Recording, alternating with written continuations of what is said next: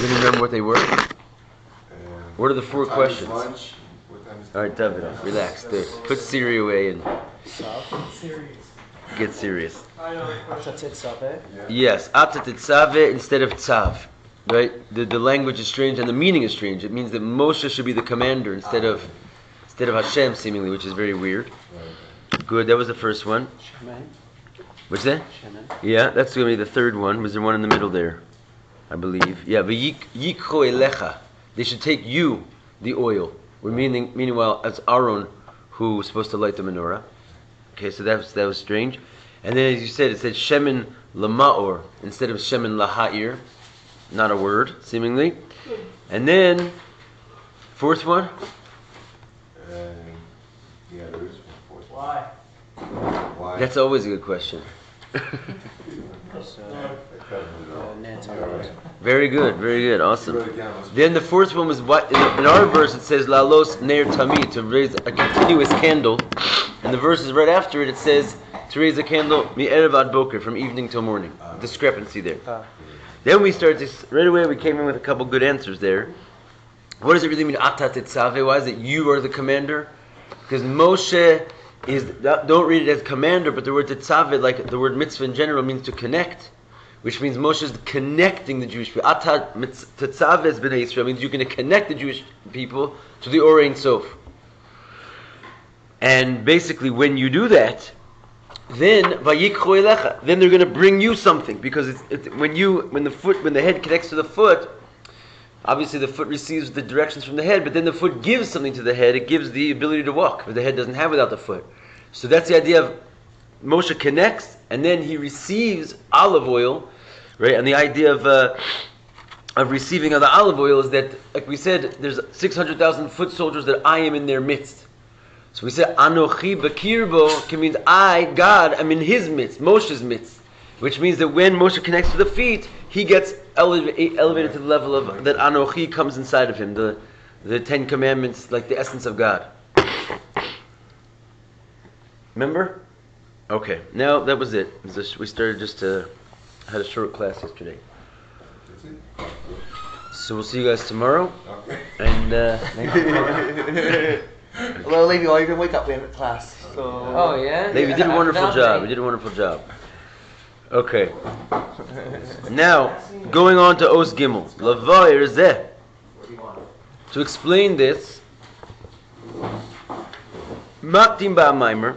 Now again, this is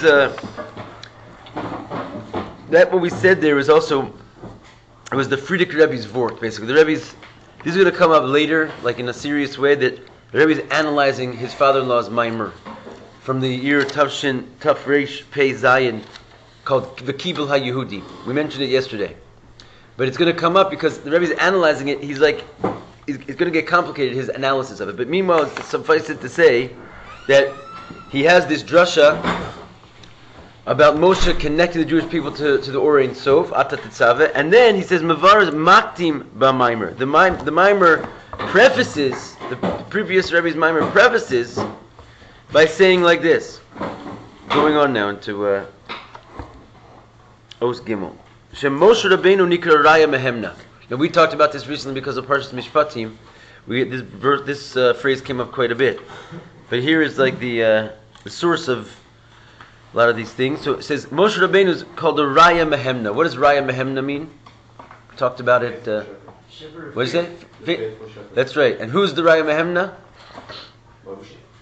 Moshe Rabbeinu. But in the Zohar, there's a whole book of the Zohar called the Raya Mehemna, which refers to basically Moshe, but Shimon Bar Yochai also sort of calls himself that. But very good. So he's called the faithful shepherd. Shnei Peirushim B'zeh. And there's two ways to explain what that means. Shuroa Ne'eman Shel Yisrael. One is that he's merely the simple meaning is that he's a faithful shepherd of the Jewish people. Shuzan, and the second one, Shuzan U'Mafarnes Es Yisrael Be'inyan Amuna, is that he feeds the Jewish people with the inyan of faith. Just like a shepherd feeds the flock, so the faithful shepherd, it's like a play on words, he's a shepherd, he's shepherding faith, not grass. Right? So one is just he faithfully does his shepherding job, and the other one is that he's shepherding with faith. He feeds us Amunah. The Amunah sheyeshna b'Yisrael mitzad atzmam, because the faith that Jewish people have already, so to speak, on their own, sheyisrael hem ma'aminim b'nei ma'aminim, because we are called, in the Gemara of Shabbos, we're called believers, children of believers. In other words, a Jew is automatically a believer. That's what he is. We have a nefesh elokami mal mamish inside of us, and we learned in Tanya, like we all have this power of Mesiras Nefesh, should it be triggered and so forth. So we have belief, but the belief that we have in us on our own, without the Raya Mehemna, the one who feeds us the faith, Efshar Shetiyeh B'chinas Makif. It's possible that it will be in a state of Makif. What it means in a state of Makif is that we don't live by it. You could totally believe it's something, and you could just be in a sort of denial state. You could be like the doctor, and you could be a smoker. And like firsthand, you believe, for a fact that this is going to hurt you, but it doesn't change your life. It doesn't come inside of you and basically make you act in accordance with what you know and believe to be true.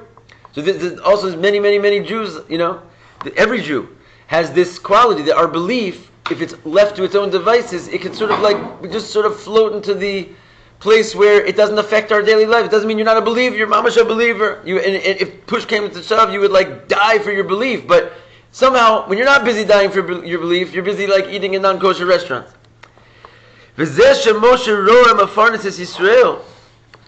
this that the Moshe feeds us faith. He shepherds and feeds the Jewish people be'inyan ha'emunah, with the inyan of faith.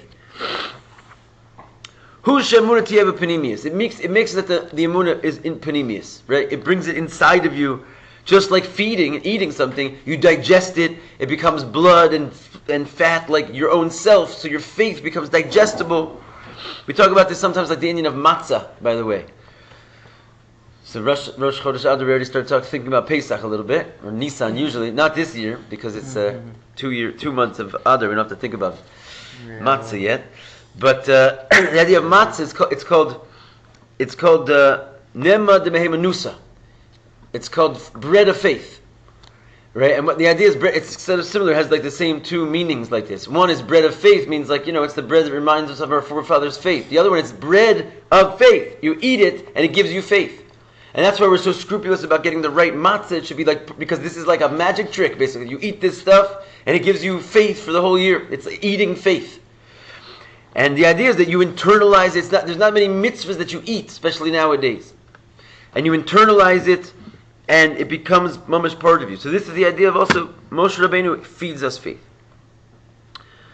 V'zeu masha kasu b'zohar. This is what the Zohar says. Hahi amuna de le'ela, that upper faith, that faith above, yitzan v'yisparnes minei al yadach. They will feed and they will be eating from it through you. Al yadei Moshe. In other words, there's a sort of upper faith. There's a faith that's just makif. It's not permeating us. And it says in the Zohar, they will eat it through you, Moshe.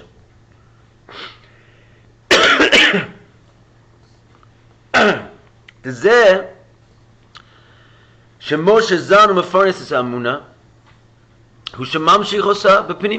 what it means. What does it mean? He feeds it to us. He draws it down into a panimius. Okay, so that's what the Alter Rebbe was. The Frierdiker Rebbe was makdim levar. He explained that before the previous concept about Moshe connecting us to the Orient Sof, Ata Tetzaveh. And the Maimer continues over there. That this that Moshe is a Raya Mehemna. Moshe is the faithful shepherd. Hakavana b'zeh, what does it mean? Is gam lis pashtusa de Moshe shebechol dor. It also, again quotes the Zohar, it also refers to the extension of Moshe in every generation. This is what the Frierdiker Rebbe already says. That the fact that he feeds us faith, and there's a man that basically changes us from our Amunah being Makif to Panimius, is also true of the Moshe of every generation. The Rashi Alpha Yisrael Shebechol Dor, that the heads of the thousands of Jewish people in every generation, hem machzikim es ha'amunah de Yisrael, they hold and make strong the amunah of the Jewish people, shebeduram, in their generation, she'amunah shalehem tiyeh b'pnimius, that their faith should be b'pnimius. In other words, it's not enough that Moshe was the Raya Mehemner, because that doesn't help for Yoshua's generation. Right? Every generation has this challenge that they could sort of lose the grip on living by the Torah, and therefore every generation needs someone who's going to feed them their faith, and that's the Moshe of the generation. And then the mimer goes on, he says, Kamo Mordechai. Like Mordechai, Shais Pashtusa de Moshe Shabadoro, who the Frierdiker Rebbe says, he was the extension of Moshe in his generation. Kamaimer Azal, and this is like basically a fact of the oral law, as it says clearly in the Gemara, the Gemara of Megillas Esther, in the Midrash Esther, it says Mordechai Bedoro Kamoshe Bedoro. It says that Mordechai in his generation was Moshe's generation. It's just a clear statement. Shegam Bisman Gezerus Haman, which means that even the time that Haman was coming and giving his decrees, Shalimud Torah v'kiyum mitzvahs as, that the learning of Torah and the fulfillment of mitzvahs at that time hayat kashur im mesiras nefesh, which means that if you wanted to live by your faith, which means live like a Jewish life, it required you to be totally sacrificing your life at every second, because he was going to kill you if you did. So it was not a simple generation to be Moshe, because it's required you that if you want to feed the people their faith, they're going to have to die, basically. They're going to have to put themselves ready to die. So that was a particularly difficult moment for Moshe Rabbeinu to enable us to live with our faith. And at that time, nonetheless, Moshe Rabbeinu doesn't stop working. Hakil kehilos verabim. He gathered massive groups of people in the public square thoroughfare. L'chazek es amunasam, to strengthen their belief, shel Yisrael, of the Jewish people, b'havaya, in God. V'lamod chazak b'limud Torah, and to learn strongly in learning Torah, v'kiyum mitzvahs. In other words, so he went out there and publicly put his life and the life of everybody on the line, not like letting go of the Torah even in those conditions. Okay, that's the next thing he says. So the acharish mavar ba'arucha shemoshe v'hispashtusa delay shebechol dara, that Moshe and his extension in every generation machzikim es ha'amunah de Yisrael, they strengthen the faith of the Jewish people. Mivar diuk lashon hakasuv. Then he goes in. This is the Frierdiker Rebbe. So we're going to go over this paragraph again, because again this is going to get complicated after we try and analyze what the Rebbe is doing over here. He explains after that. He explains the diuk lashon hakasuv, the exacting nature of the verse of the Inyan Shemin lamaor, kasis lamaor, which we said was one of our 4 questions, right? So there he goes into it. What does it mean? Shemen zay zach kasis lamaor, pure olive oil crushed to illuminate, which it should say what? Laha'ir. So he says lamaor v'lo laha'ir. Why does it say lamaor, not to laha'ir, to shine? Shebizman agolas, and this is the Frierdiker Rebbe's drasha, in the time of exile, shekol echad ve'echad hu nishba v'nitkeh, when every single person is broken, kasis, right? That's what it means, crushed. Al yidei zeh magiyim lema'or. So by being crushed, you reach to the ma'or, which means the luminary. As I said yesterday, shtei ma'orim ma'oros hagadolim, the 2 great luminaries that Hashem put in the sky. The ma'or, as opposed to the or, means the shiner of the light as opposed to the light, the essence from where the light comes from. So the pasuk, even though it says kasis lema'or, which seemingly is like grammatically incorrect, it's really telling you something. When you're kasis, when you're broken, you reach to the ma'or. The only way to get to like your inner core, the essence of a yid, is basically to be broken in gullus. So gullus has at least one advantage. So what would kasis ha'ir mean? If it said kasis lahayir, it would mean kasis. It would be the simple meaning of the verse: crushed to illuminate. The oil was crushed for the sake of illumination. But that's what the translation you said. So what is ma'or? No, so it's a whole different translation with ma'or. It's like means something else. Remember I said yesterday, he's like taking this thing out of its sort of simple meaning altogether. Ata Tetzaveh b'nei Israel is all of a sudden Moshe joining the Jewish people to the Or Ein Sof. Vayikru elecha is them bringing him like this level of godliness that he didn't have before. And now it's continuing that same vort.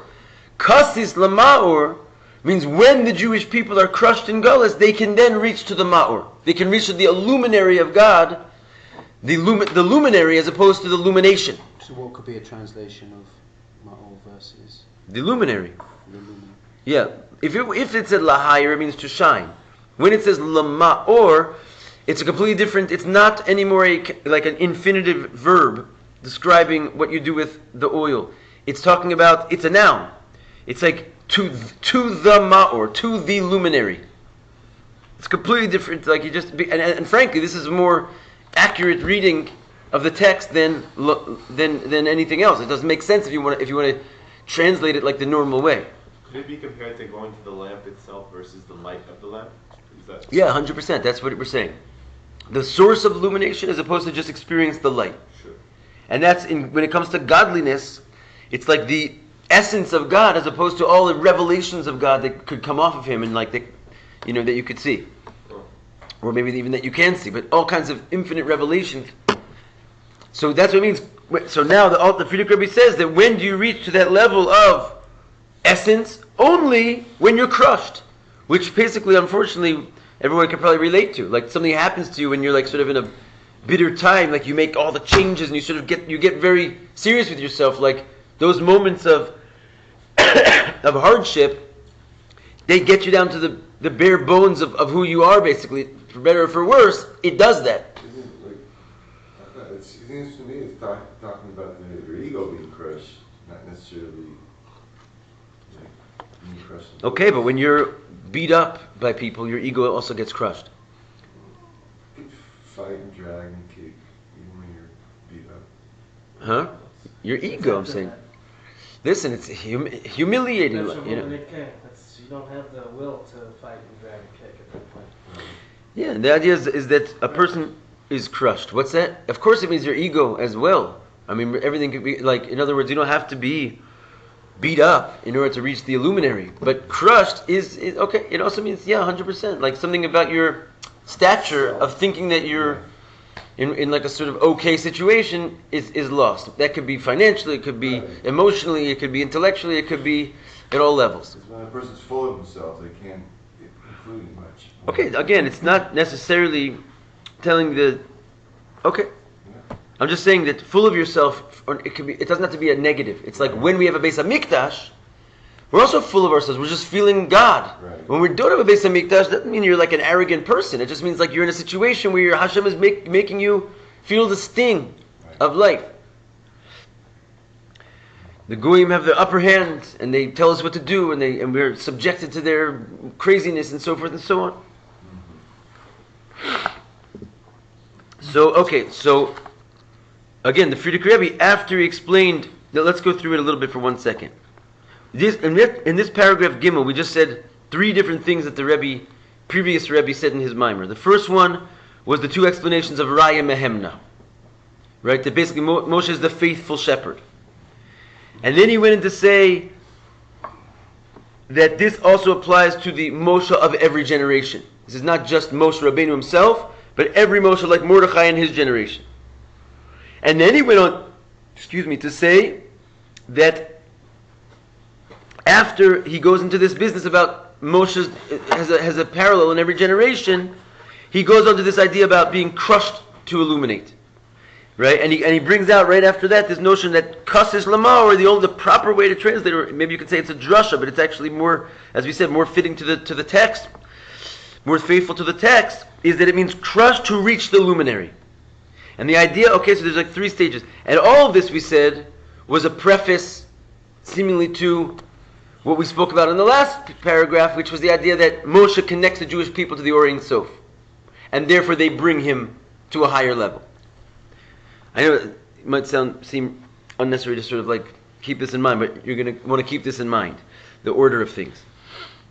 Shebizman, so going on in the mimer here, so he's saying that being crushed reaches you to the etzam shemimenu nimtza or, the ma'or from which light is found. It's the source of light. But tzrich lahavin. Now the Rebbe pops back in. He says we have to understand. Hashaych is the haperush b'kasis lamar. We have to understand the difference of the meaning crushed to illuminate or crushed to reach the luminary. La maimer, la mavur ba'amaimer, to that which is said in the maimer lifneze, right before this, shemoshe v'is pashtusa dilei shebecholdar, that Moshe and his extension in every generation, zan mafares es ha'amuna shetia b'pinimis. In other words, that he feeds the Jewish people their faith so that it should be inward. So again, what's that last question of the Rebbe? We have to understand the connection between these two things. He says this whole drush about being crushed to reach the luminary as a follow-up of the notion that Moshe Rabbeinu in every generation feeds you your faith into a pinimis. And the Rebbe is asking, what's the connection between these two things, that one follows the other?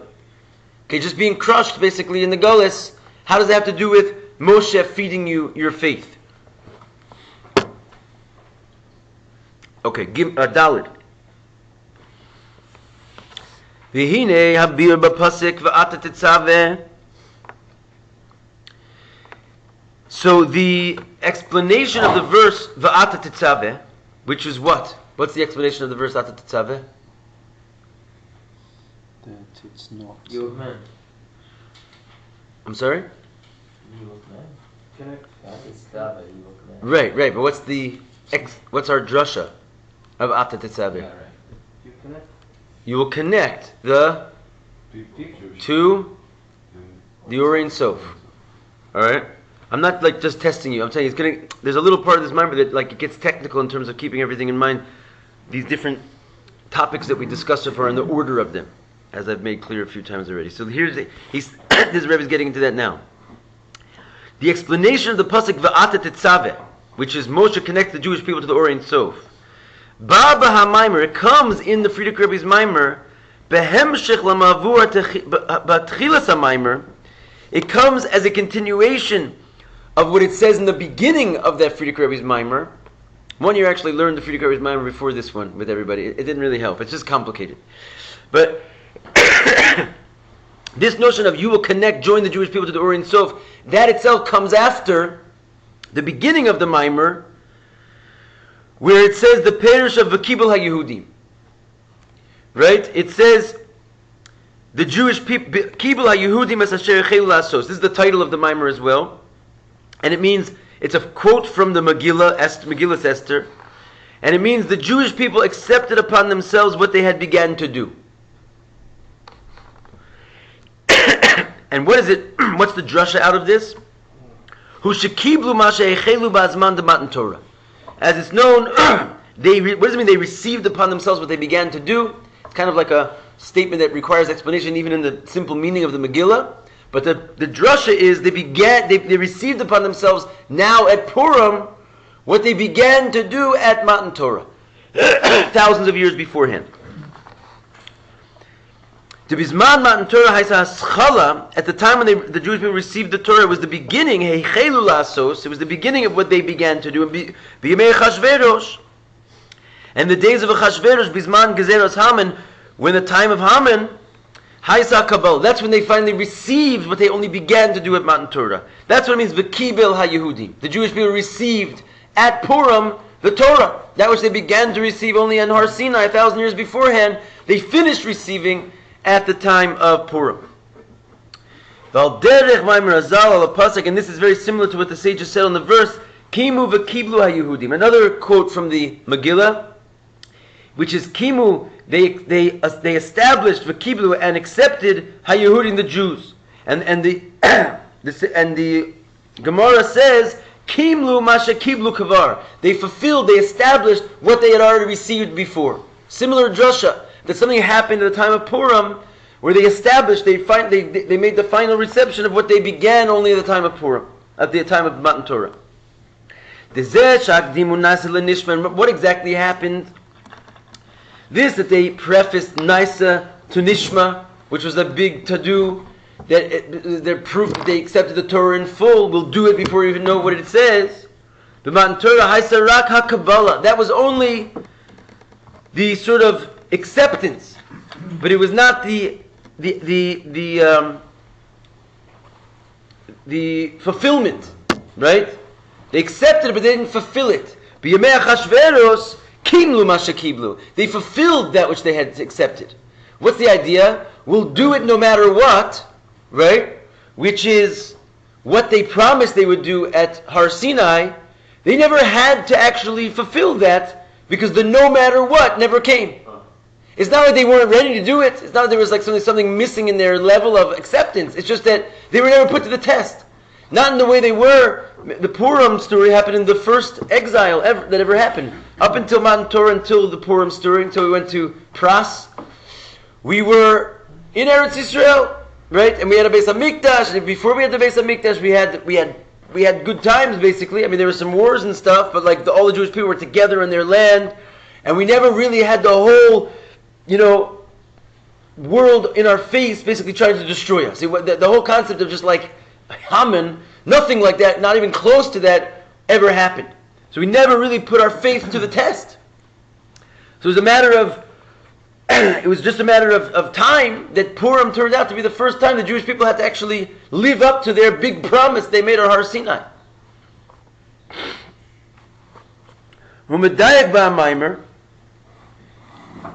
And the mimer is exacting, and it says,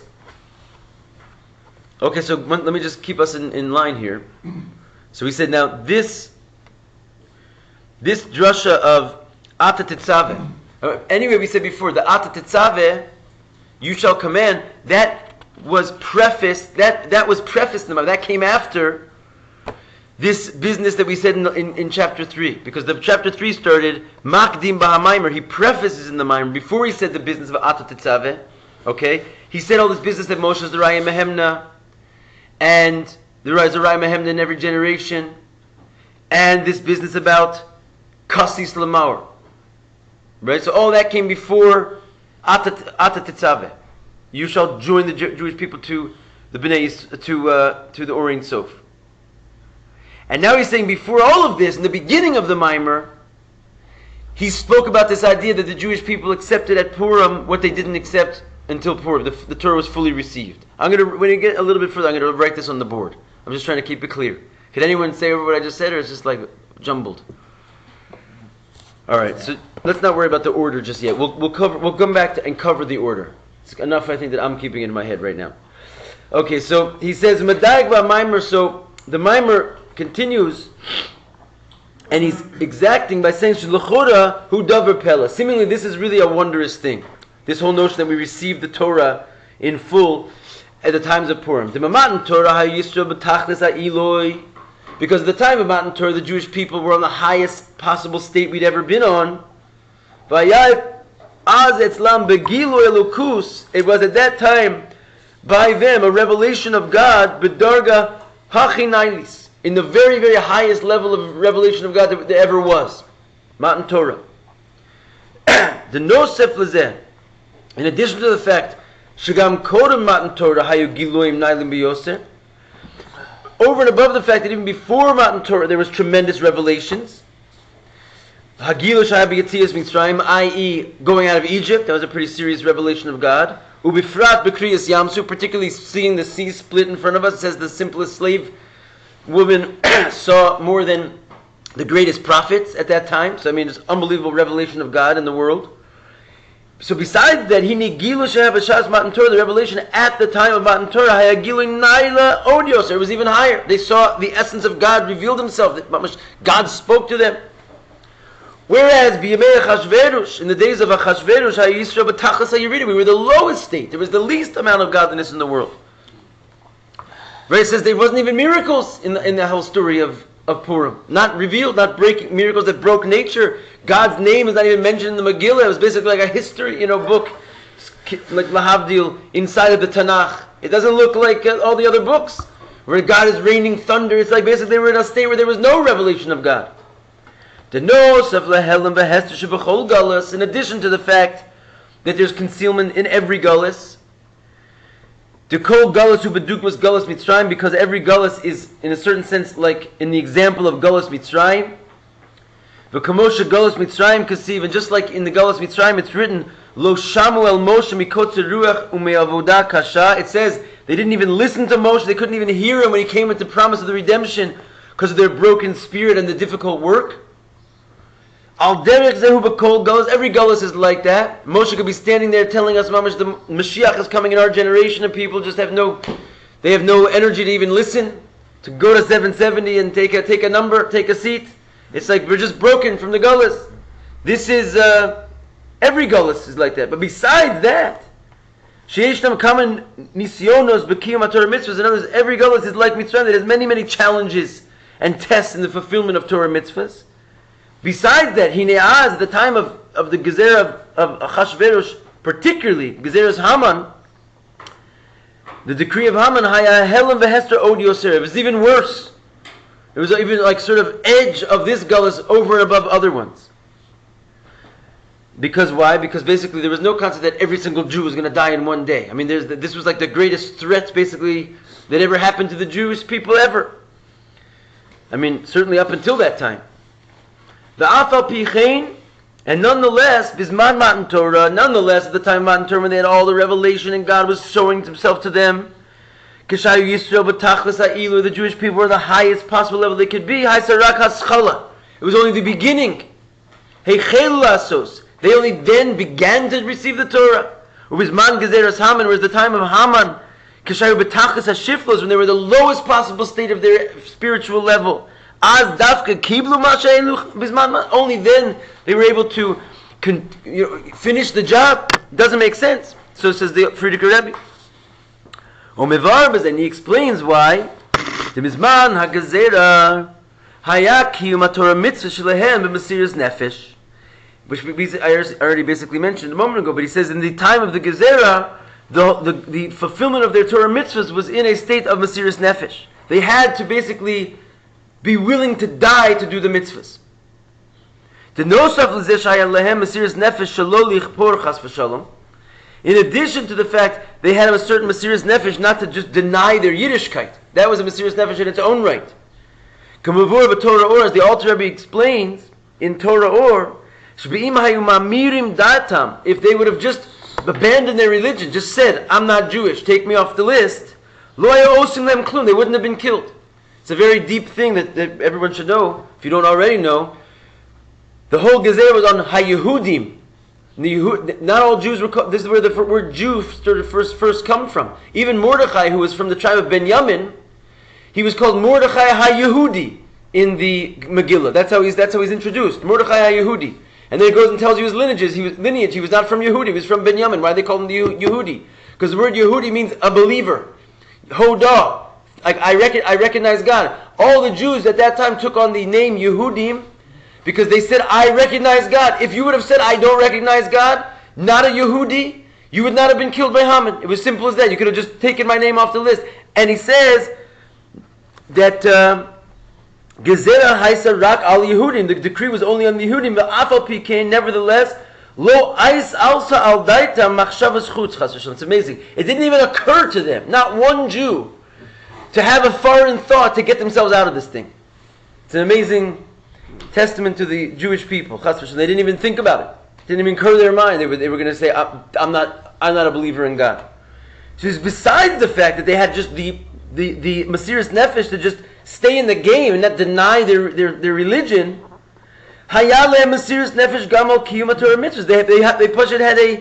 They didn't just sort of hide in their rooms either. They went out with this life-sacrificing testimony and fulfilled the Torah mitzvahs with an absolute self-sacrifice, Mesiras Nefesh. They didn't take this thing lightly. They went out in the face of their enemies, in the thousands. It says Mordechai gathered 22,000 little children in the street. That's a lot of children. That's a statement. That's a huge demonstration in order to openly defy this Gezerah and learn Torah in the public. It's not like they were hiding in their rooms just saying, I'm still Jewish. They had an unbelievable Mesiras Nefesh.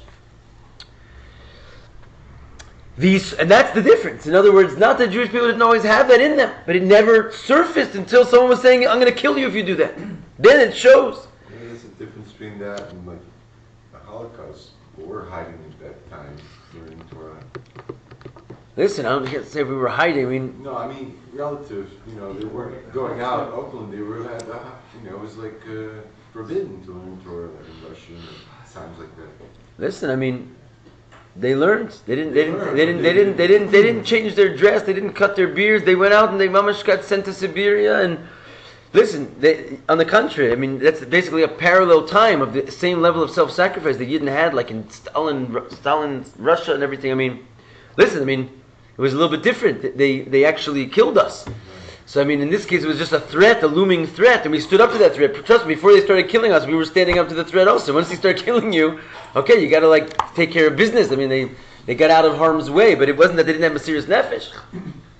Don't you think it was because they were Persian? The truth is, there was no such thing as a Persian Jew yet. All the Jews were Persian Jews at that time. But wasn't Esther as instrumental as Mordechai in this whole thing? Yeah, but in a different way. She was like the sort of the object of our salvation. Because of her, we were saved. But because of Mordechai, we went on a serious nefesh. Esther was like she was not in a position to go and she was hiding her Judaism to a certain degree until the time came. Right? So she didn't hide it, but she didn't show it because she was playing a certain necessary role in order to bring it out at the right time. That wasn't her job to basically go standing on Mesiras Nefesh the whole time in the midst of the Gezerah. She basically, she had to play like the card at the right time. But Mordechai, in the midst of all the turmoil and so forth, he went out. He was the faithful shepherd. He was the faithful shepherd. I'm saying Esther was his wife, basically. Esther was his wife. Fundamental difference between then and the Holocaust. We didn't have something like Mordechai. We did. We mamish had a Mordechai. His name was Rabbi Yosef Yitzchak Schneerson, and he mamish was doing this exact thing. I mean, he was basically in the middle of the whole thing. The Holocaust. There was 2 or 3 years. There was basically that was it. I mean, there was nothing to do. But I mean, all leading up to it and all after those, the years they were just gathering Jews. You couldn't really do anything at that point. But he was mamish doing the impossible. He was. I don't know if you have to read a little bit about him, but I mean, basically, he was the Raya Mehemna, no question about it. Everybody else was running out of Russia and fleeing for their lives and trying to change Judaism and sort of succumb to the pressures of the communists that we'll change the way we teach Judaism, we'll go to the regular schools, we'll send our kids to your army. And the Frierdiker Rebbe stood mama straight up against the most evil forces in whatever ways he could. And the ways he did is that he had an underground network of schools that basically they would go into every town. He would send the shliach like you have today, the shluchim. These were a little bit different level shluchim. You send the shluchim Shlomo, go to whatever kind of crazy town I couldn't pronounce even if I knew the name of it, and go gather all the children there, go find a tunnel somewhere and learn Torah until they come and kill you. And when they come and kill you, I'll find out about it, I'll send someone else to take your place. And that's what happened time and time again. These guys were sent to gather the children. They had to learn in secrecy. They'd been killed in public if they would have. And they caught them and they killed them and they sent another one and another one and another one and opened mikvahs and they got killed and they filled in the mikvahs and he sent them and opened another one. This was mamish Mordechai. The Frierdiker Rebbe was Mordechai, and we had one. And if we didn't have one, we wouldn't be here today. He mamish, and most of the Jews in the world were in Russia at that time, and that was where it was happening. That was where Judaism had to be. That was like America, had most of the Jews, or Persia at one point had most of the Jews. In those centuries, Judaism was basically the majority by far of the Jewish souls in the world were living in those lands. And he mamash was there keeping Yiddishkeit alive in the most craziest circumstances probably the Jews have ever seen. Definitely. So there's always a Raya Mehemna. There's a Moshe in every generation. Anyway, so excited I lost my place. Wait, Rabbi, could we please, I don't mean to deviate, could we please give the whole structure? Because I'm getting lost as well. Well, the thing is that there's a lot of different points that we've covered. But in general, we're talking about a verse, right? Moshe will connect the Jewish people. Ata Tetzaveh B'nai Yisrael. You will connect the Jewish people to the Or Ein Sof, and they're going to bring you olive oil, which means they're going to elevate you to a higher level in your own service. The next part of that verse says, La'alos ner tamid. They're going to bring this olive oil so that you will bring up a continuous candle, and it's going to be kastis lamar, crushed to illuminate the oil, crushed to illuminate. In that verse, we're talking about You will command the Jewish people to bring you olive oil. What's the olive oil for? It's in order to crush it to illuminate the menorah. Okay, so that's the simple meaning. So we're going into that verse and we're sort of saying like it has this whole Kabbalistic meaning. That really it means that Moshe is supposed to connect the Jewish people to the Or Ein Sof. And in doing so, they're going to bring him to a higher level in his own right. That's what it means they're going to bring him olive oil. They're going to bring Moshe to higher. Yes, because they're going to bring him this olive oil. Okay, so to speak. Olive oil is like a metaphor for a higher level of godliness. Because he can... Then, the verse continues on and says, Kassis Lamar, crushed to reach the illuminary, that in the time of Gullus, the Jewish people are crushed to reach the illuminary. Right? We reach a higher time when we're in a crushed moment. We reach deeper into our essence than we do when we're in a good time. Because the oil comes out when it's crushed. Exactly. Right? Crushed, and you reach like the luminary. So in the midst of that verse, which is all like, these are all like things that the Frierdiker Rebbe said in a previous mimer, he threw in all these other concepts as well. And amongst them was the idea that Moshe feeds the people their faith. This is the concept of the Raya Mehemna. I agree with you. It's not totally organized, the thoughts right now. The Rebbe is basically just sort of going over all the different points that the previous Rebbe says in his mimer, and he's going to reassemble these ideas into the proper order to tell us what like the Frierdiker Rebbe really meant. The Frierdiker Rebbe's mimer just says a lot of cool stuff, but it's not like totally clear exactly what he's getting to. But in the meantime, of the things we discussed, that Moshe Rabbeinu is the Raya Mehemna, he feeds us our faith. And in addition to that, there's a Moshe Rabbeinu in every generation who's doing this. Okay? And then he went into this idea that the beginning of that mimer starts with the notion of Kibul HaYehudi, which is the Jewish people received upon themselves at the time of Purim what they only began at the time of Matan Torah. And that's the idea that because we had Mesiras Nefesh, because we had this self-sacrifice, we were able to perform the mitzvahs in a way that we weren't at the time of Matan Torah.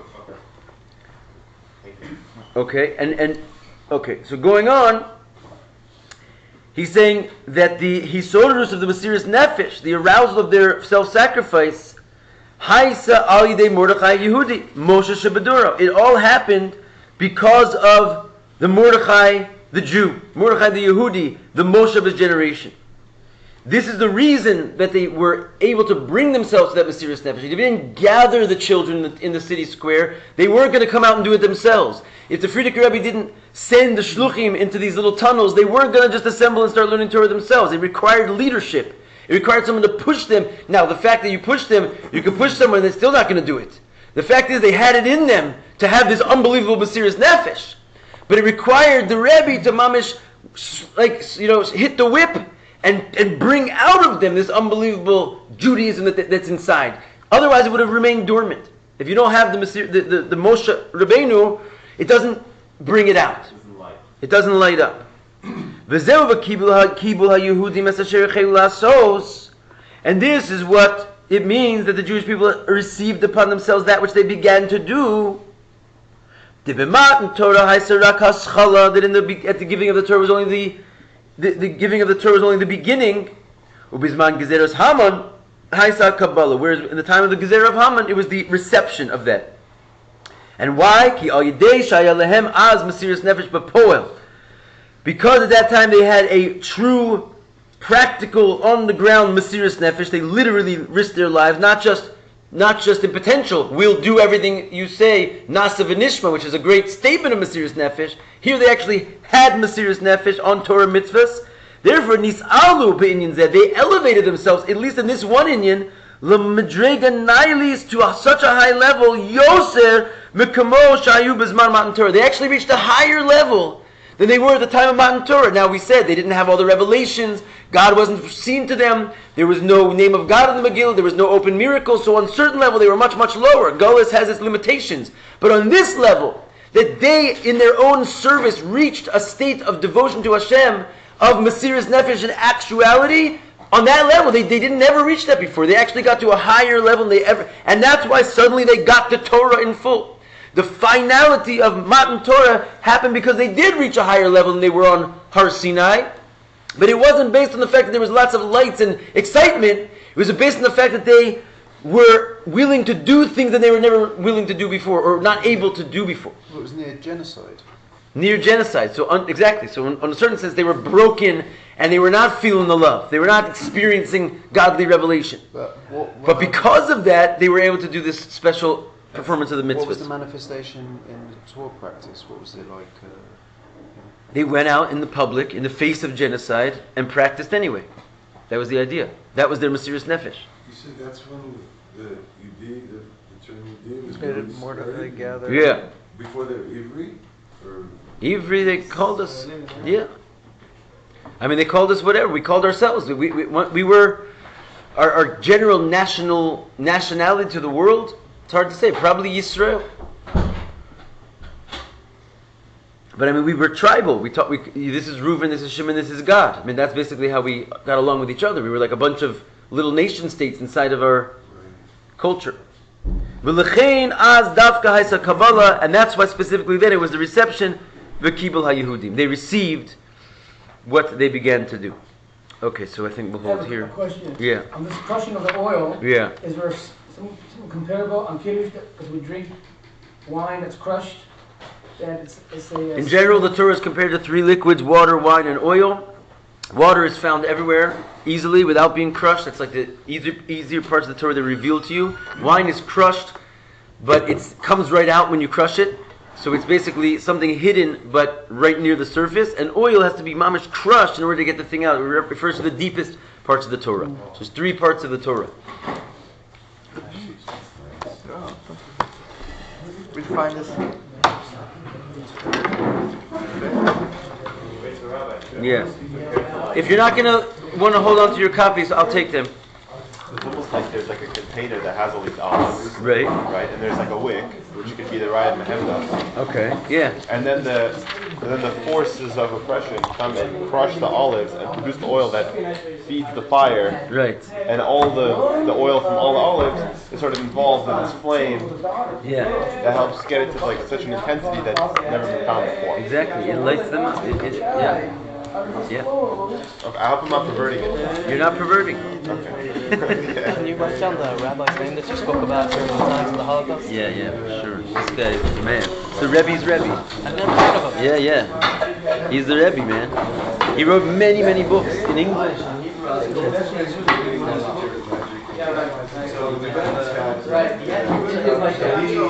pulled on all these cards.